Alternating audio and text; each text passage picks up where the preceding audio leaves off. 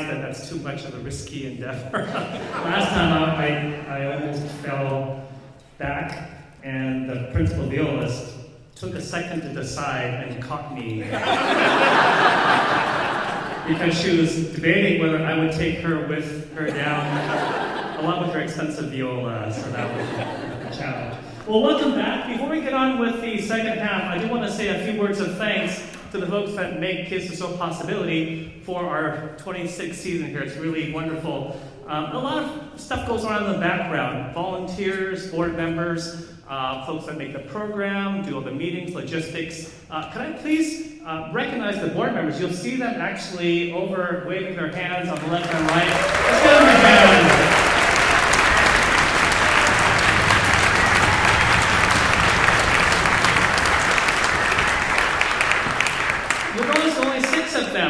We need more board members, so if you'd like to stand there at the next concert, you can join our board. It's that easy. Just come talk to them afterward, and we can get you a spot. Particularly, we have some skills. It really isn't that bad. We're Zoom meetings and stuff. It's very easy. But in addition, I do want to recognize all of the musicians. So we're a volunteer organization. Everyone is a volunteer on the stage, including myself, and we rehearse and perform because we love the music, we love coming together. We're a very social crowd. So I'd like to please recognize all the volunteer musicians, please. So keep this going ahead.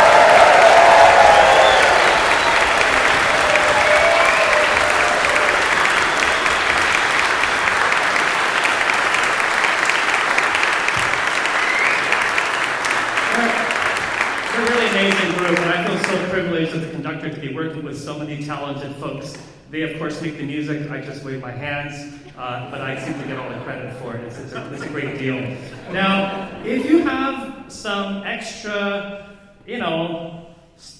things you want to donate to us, I really don't think it's just $1 Bitcoin. I think it's all we're asking for here. That actually will fund us for like 5 years, by the way. The current Bitcoin price is just ridiculous. Just $1 Bitcoin.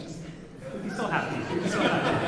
But we love to have your time or talents or your crypto, it's not how it works. So let me get into the next piece, and I do have to sometimes refer to my notes here.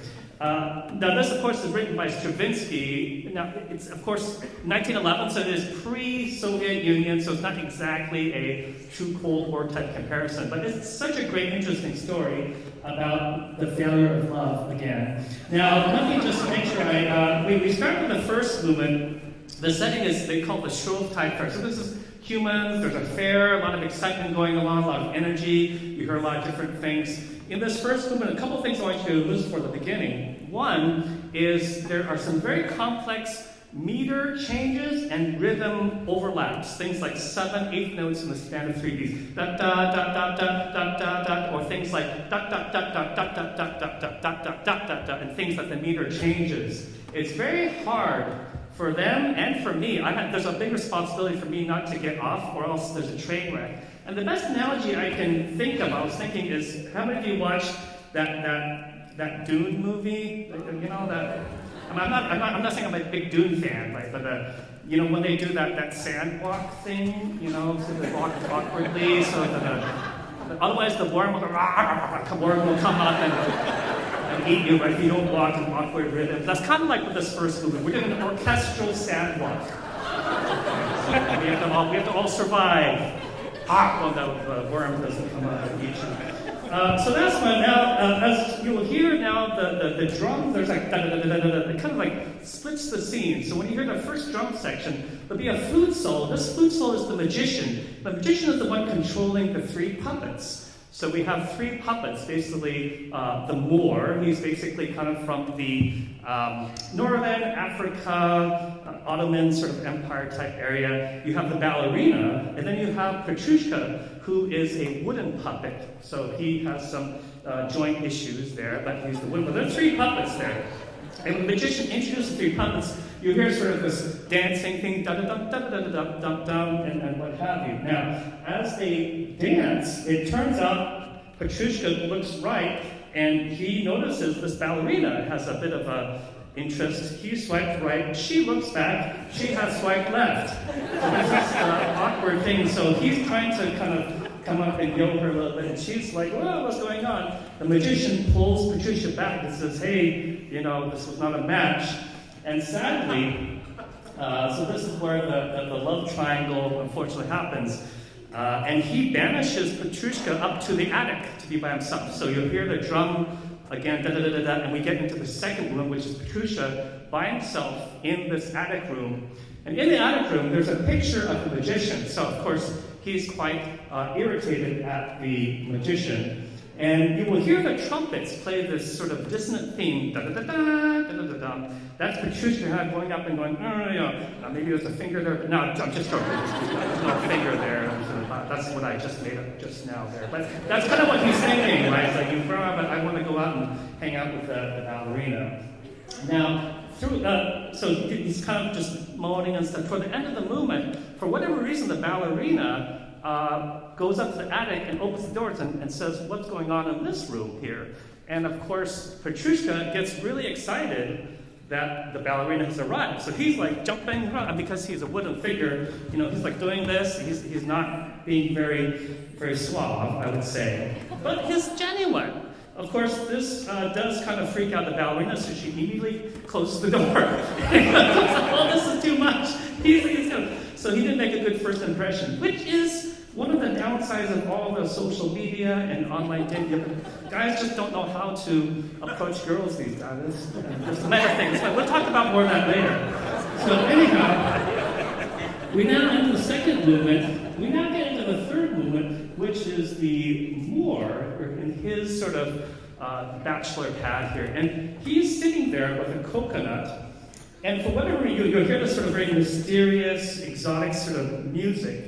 And it's nothing more than him having this fascination with this unopened coconut. And for whatever reason, he wants to maybe drink some coconut juice. I don't know. He takes a machete and tries to cut the coconut open, but the coconut does not open. It resists. And, it's just coconut, but just, he didn't whack it the right way. Anyway, so it doesn't open, and he now thinks the coconut is magical. So all the stuff you hear in the third movement about this thing, it's him just being obsessed by this magical coconut, which is just a coconut. Now, I do want to take a departure here. We have a very funny orchestra. During the middle of rehearsal, somebody left this, and this is open coconut. There's a note in here. I actually don't know who it is, but it says, "Alan stole coconut from the moor, cracked it open, and gave to the water to the ballerina. Here's some dried coconut meat." And there's a bag of coconut shreds. So I am very excited after the concert to eat some. Thank you very much, orchestra. So now, next bit here, the ballerina now comes in. You're going to hear the snare, and this big, nice solo from the trumpet. That's actually the ballerina doing a trumpet solo, kind of entering and kind of parading around like this. And the Moor, of course, like, "Oh, who's this girl?" And there's this, I would say, a dance that happens, a little bit of a waltz, and she's dancing, and she's, ballerina, she's very graceful. And the Moor starts to dance with her kind of in a very kind of a creepy, cringy way. And she is totally fine with it.